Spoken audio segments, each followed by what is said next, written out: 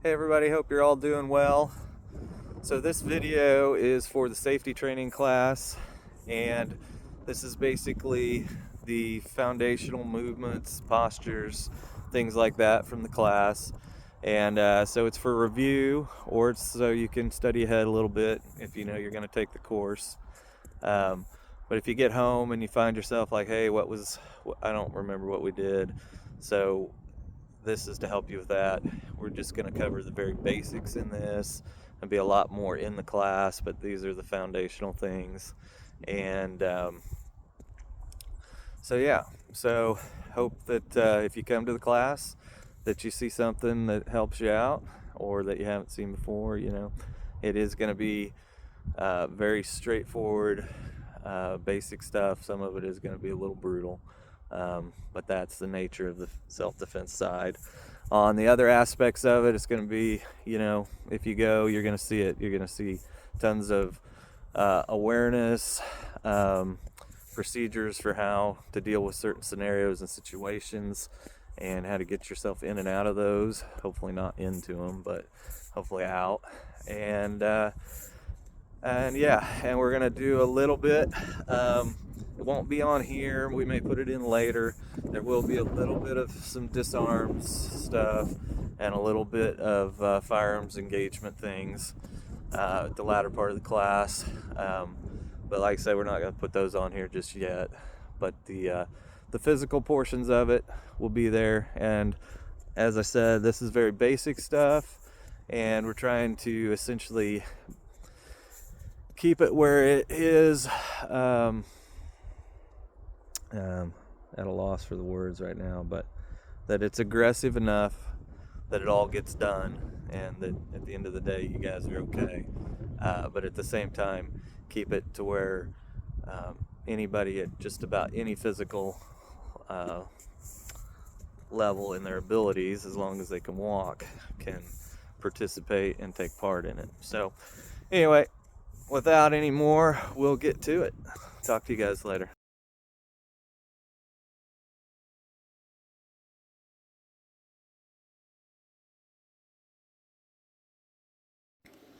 Hey everybody, so we're gonna have a student demonstrate the postures. These will be your foundational postures for the beginning of your self-defense journey, as at least through our curriculum. So first they're gonna demonstrate a forward fighting stance, and we're gonna profile it from the side so you can get a better view of it as well. And then we're gonna do what we call a forward stance, which is a deeper version, which is more of a traditional martial arts forward stance is what it'll be. And we will demonstrate a horse stance and also a cat stance. And all of these things are readily available on the internet, but the fighting stance is the one that you're going to work out the most, so we wanted to profile that.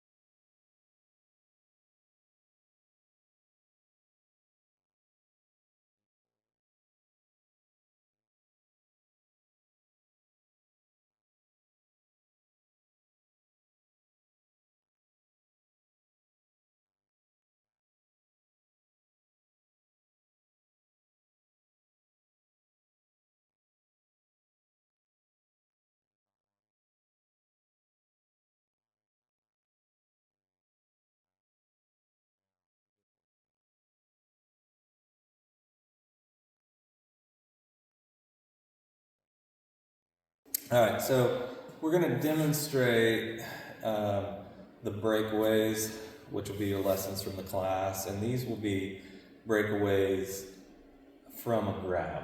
It won't be the whole thing. This will just be one. These will be individual techniques. It, you know, you're going to put them in your toolbox and you're going to use them as they're needed. So you have to combine them sometimes. Maybe you do one, you start, and you didn't get it right, and you have to flow into something else. So um, that's basically kind of what we're going to show in this. So the first one we're going to do is if I were to cross grab her from a forward position here, facing each other, opposite arms is what causes the cross grab. So my right and her right. And then, so she's going to demonstrate turn and push. And so she's going to go slow at first. Right. Okay, palm goes to the sky, palm to heaven. And she's going to flip it. then she's gonna step and press. And so my arm is gonna fold and be in that joint. She's gonna break away. Now, this works well. For me, at my size, I have enough strength within the realm of doing this that I've had really big guys try to grip and they can't hold it and break away. And the general rule, this comes from Qinghua, which is an old Chinese system of binds and breaks. And the general rule is that with a third of the strength and energy, you should be able to defeat the larger opponent. So you should be able to defeat 3 times. That's kind of how that works. So anyway, go ahead. Good. I do it at speed. I'm going to resist a little bit. Yep, she did it. She tried to pop me in the chin. So I'm trying to do this nice on film. So, okay, so there's that one. That's called turn and push. When we call it turn and push in the Chinese format, it comes with a bind and we break the arm. We're just doing breakaways in this scenario. So then we'll do what we call the Mantis hook. And because from the praying mantis system, her hand's gonna make a little hook like a praying mantis. And so it's essentially my arm will fold in the same fashion, but it's a same side grab. Even though it's opposing arms as far as left and right, it's the same side.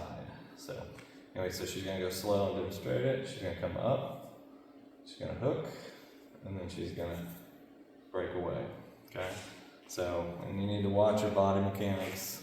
For those of you who are studying, watch your postures and stuff, it'll help you out. So go ahead. Round, down.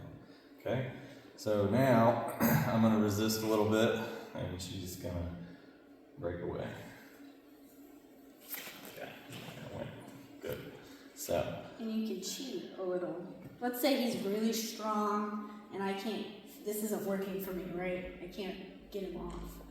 You can anchor and use both hands if you need. And then it will go.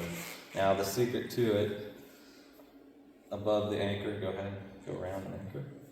Also, is that when she grabs with the second hand, she doubles down on being in that joint where I lose more torque from my own position. So, and then it'll come away.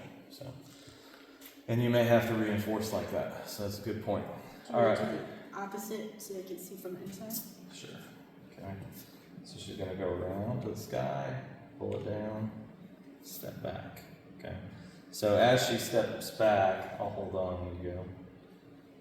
She's drawing my head weight, and I come with her. So that creates some greater mechanical advantages. My arm straightens out as well. So, yeah. Okay. So in the same kind of genre of what we're doing, we're going to do a double grab.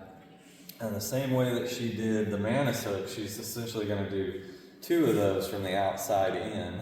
And we call this stirring teacups. It's like, imagine having a spoon in each hand and stirring 2 teacups at the same time. So, go ahead. Round and down. Good. Okay. And go ahead and do it at speed. Okay, good. Okay, so as you become more advanced, you kind of saw my head position. She's probably going to give me a little knot there when she wants to. But that's the motion. So as we go slow again, she comes around, comes up, turns in, and then steps and pulls. So come into your bridge position. So, all right, so now we're going to do what we call praying. So she's going to face the camera, and she's going to go ahead and demonstrate it. So praying posture, straight through, shoulders through, above the crown of the head, elbows above the crown, and then circle around, okay? So that is the breakaway. From there, you're gonna use whatever you're gonna go in. You're gonna escape out of that, or you're gonna engage. That's up to you. So she's gonna demonstrate the breakaway, and I'm just gonna simulate a choke or grab, whatever you want it to be. I'm just gonna place my hands here firmly and let her do it. Okay. Once the arm goes through, then the hand can't remain, okay, because I lose the natural hook on the body. So, okay, so quick, there you go, okay. And then she would come around, strike, or whatever. Okay, so now we're going to demonstrate what splitting looks like. It's very similar, except she's going to come to that praying position and she's literally going to split her hands. Okay, so give you a little bit better profile here. This is, she's going to come in and she's going to, and push at the same time. Bring it back. Now we'll do it from this way. Okay, so she's going to come in. All right, we'll go there. Okay, now when she goes in, go slow. Okay, split. Okay, now in this position, what she wants is to be either in the elbow or in the bicep, and then she wants to push my shoulder back. So she wants to gain mobility and gain space. So space is time, space is life, essentially. So as a fighter, as if I were the attacker, I want to close that space. I don't want to give her that space. So she wants to make space. Now that gives her space for freedom or space to engage. It just depends on your personality, situation, multiple opponents, all those things. So, okay, I think, did we get them all for this lesson? So. Okay, so we discussed some of the basic postures, so this will be another element to that. And so this is for your actual engagement. And so if you're, once you're in contact with the opponent or the attacker or whatever the situation is. So much like your forward fighting posture, your ready posture essentially, this is called the frame, and this is what we're going to work out of. And so it's a little wider, so I'll show it from here. Okay, so this would be more of my, ready to go. So this is more of our boxing format. We're still in a optimal, like offensive, not really in a full defensive position yet. So this is where you're gonna box from, whatever. So in that position, what we like to see is like the ball of your foot in line with the heel, if there was a line on the floor here. And then I'm kind of, center of gravity is about 6 inches in front of where that breaks. So about the front of my chest. Your center of gravity typically is your heart or the vicinity of that around your spine. Depends on how you're made, posture you're in and stuff. So what we want to do is, much like that stance, we want the same stance, except from, instead of being here, loose and open, maybe a little wider, depends on how I'm moving, what I'm anticipating. Now, I want to be a little deeper, so a little more space this way. I think that'd be like the x-axis, right? Y-axis, whatever, x, y. Anyway, and I want to soften my knees. So I want to lower my center of gravity, then I'm going to tighten up closer to my head, because I could be forehead to forehead, could be down, have my head against their chest, depends on stature, a lot of different things. I could just be nose to nose right here. This is going to be your defense when you're dealing with the grappling aspect of it as well, once you're in that clinch. So now from this side, so it's going to take a step back. So it's not going to be a true forward. It's not going to be a true forward, like as we assume a traditional posture. It's going to be somewhere in between. So kind of splits the balance of the two. And then from here, once we settle into that, now I have a very firm foundation. I can move left, right, in, out, okay? I'm not in so deep that I can't move, but yet I've sunken in, and if I borrowed the head weight of the opponent, that's great, but now I'm covering up in here so that I can cover more quickly, whatever I need to do. So that's gonna be your framework once you enter into that clinch. And so the same things apply within that. Continuing on, probably edit this out, but once I'm in here, now I'm gonna move into that split, or I'm gonna go into that praying position, or I'm gonna wrap over all those same stirring teacups in and out, those basic 3 to 5 binds or breakaways that we've given you. You're gonna use those and become fluid in that space, and you're gonna own that space. So once we go inside, we call it going home. As a trained martial artist, that's kind of the sweet spot. Once we go into that space, we want to own it. So what we're doing is developing a framework that gives you the most optimal ability to survive that encounter.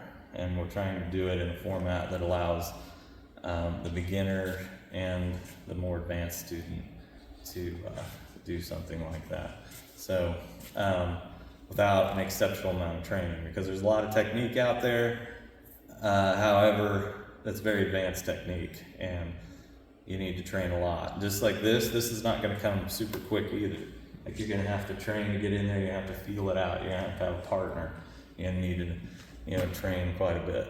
But this is the beginning. These are the foundations of that. So, all right.